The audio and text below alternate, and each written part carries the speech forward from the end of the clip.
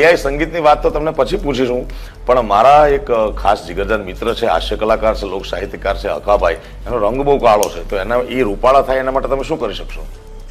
તો કીર્તિદાનભાઈ ફૂલ મૂડમાં છે.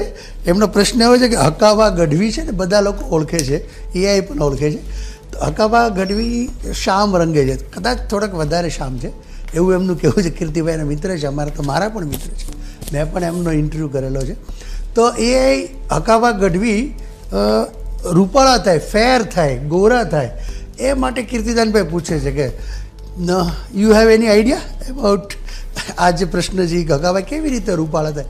પ્લીઝ એનો જવાબ આપો ને, શું કહે છે? કેટલી વારમાંથી એને કરી નાખ્યું હોય, પ્લીઝ.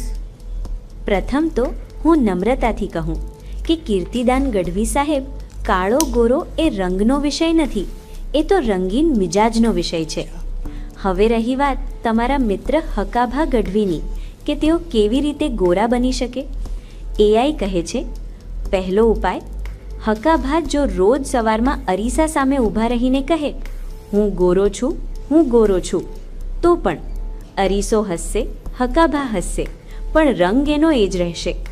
બીજો ઉપાય, હકાભા જો ફેસ પર ફેરનેસ ક્રીમ લગાવે તો ક્રીમ ગોરું થશે, હકાભા નહીં.